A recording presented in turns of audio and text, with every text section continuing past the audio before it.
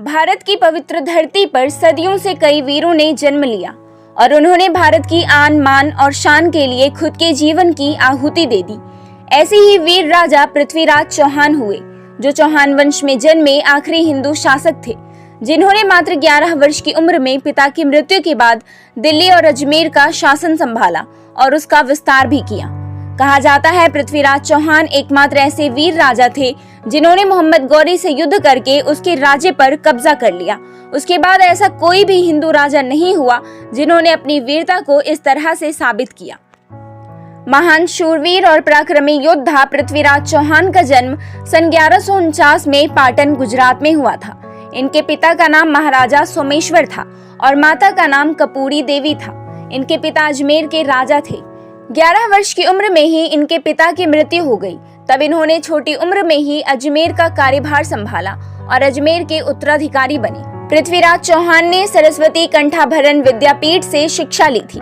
पृथ्वीराज चौहान ने युद्ध की भी शिक्षा ग्रहण की और आगे चलकर एक कुशल योद्धा बने। इन्हें राय पिथौरा भी कहा जाता था। बचपन से ही वो कुशल योद्धा थे। अपने बाल्यकाल से ही शब्दभेदी बाण विद्या का अभ्यास किया था, जिसके जरिए वे बिना देखे आवाज के आधार पर बाण चला सकते थे। पृथ्वीराज चौहान ने संस्कृत, प्राकृत, पैशाची, शौरसेनी, मागधी और अपभ्रंश भाषा समेत 6 भाषाओं का ज्ञान लिया था।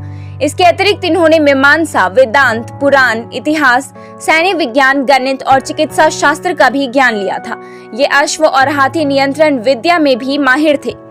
पृथ्वीराज चौहान की माता कपूरी देवी अपने पिता की एकमात्र संतान थी, जिसके कारण कपूरी देवी के पिता महाराजा अंगनपाल, जो दिल्ली के राजा थे, उन्हें इस बात की चिंता खाए जा रही थी कि उनकी मृत्यु के बाद उनके साम्राज्य का कार्यभार कौन संभालेगा।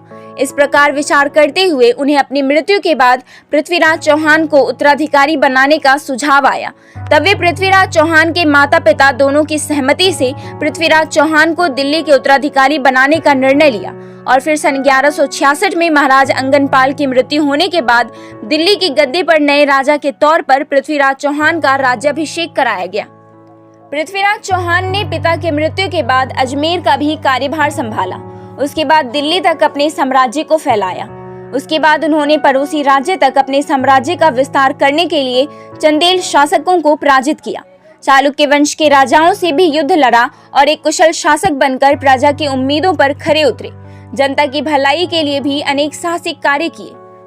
चंदबरदाई पृथ्वीराज के बचपन के मित्र थे। ये पृथ्वीराज के दरबार के दरबारी कवि भी थे। चंद्रबरदाई ने पृथ्वीराज चौहान के आत्मा आधारित पृथ्वीराज रासो नामक ग्रंथ भी लिखा था। चंद्रबरदाई के पढ़े श्लोक के कारण ही पृथ्वीराज 8वीं बार युद्ध में शब्द भेदी बाण चलाकर मोहम्मद गौरी की हत्या कर पाते हैं। पृथ्वीराज चौहान और मोहम्मद गौरी का युद्ध 3 लाख सैनिक और 300 हाथियों के साथ पृथ्वीराज की सेना काफी विशाल थी, जिसके कारण उन्होंने काफी दूर तक अपने राज्य का विस्तार किया था। पृथ्वीराज चौहान और मोहम्मद गौरी के बीच में कुल 18 बार युद्ध हुआ था, जिसमें 17 बार तो उन्होंने मोहम्मद गौरी को हराया था। 18वीं बार मोहम्मद गौरी से पराजित हो जाते हैं, लेकिन अंत में मोहम्मद गौरी को मार डालते हैं। पृथ्वीराज चौहान और मोहम्मद गौरी का जो प्रथम युद्ध हुआ था वो सरहिंद किले के पास तराई नामक स्थान पर हुआ था। पृथ्वीराज चौहान और मोहम्मद गौरी के बीच प्रथम युद्ध पंजाब तक अपने शासन को फैलाने के दौरान हुआ। पृथ्वीराज चौहान ने पंजाब में भी अपने राज्य का विस्तार फैलाने का निर्णय किया। पृथ्वीराज चौहान और मोहम्मद गौरी का जो प्रथम युद्ध हुआ था वो सरहिंद किले के पास तराई नामक स्थान पर हुआ था। पृथ्वीराज चौहान और मोहम्मद गौरी के बीच प्रथम युद्ध पंजाब तक अपने शासन को फैलाने के दौरान हुआ था। पृथ्वीराज चौहान ने पंजाब में भी अपने राज्य को विस्तार करने का निर्णय लिया था, लेकिन उस समय संपूर्ण पंजाब पर मोहम्मद गौरी का शासन था, जिसके कारण पृथ्वीराज चौहान के लिए बिना मोहम्मद गौरी से लड़े पंजाब पर शासन करना नामुमकिन था।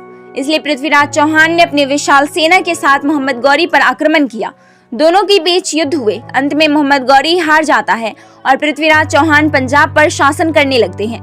उसके बाद भी मोहम्मद गौरी ने कई बार पृथ्वीराज चौहान पर आक्रमण किया, लेकिन हर बार वो हार जाता है। लेकिन फिर जब अंत में मोहम्मद गौरी को पृथ्वीराज चौहान और जयचंद की दुश्मनी के बारे में पता चलता है, तो वो जयचंद की सहायता से दोबारा पृथ्वीराज चौहान पर आक्रमण करता है। यह युद्ध भी तराइन के मैदान में ही होता है।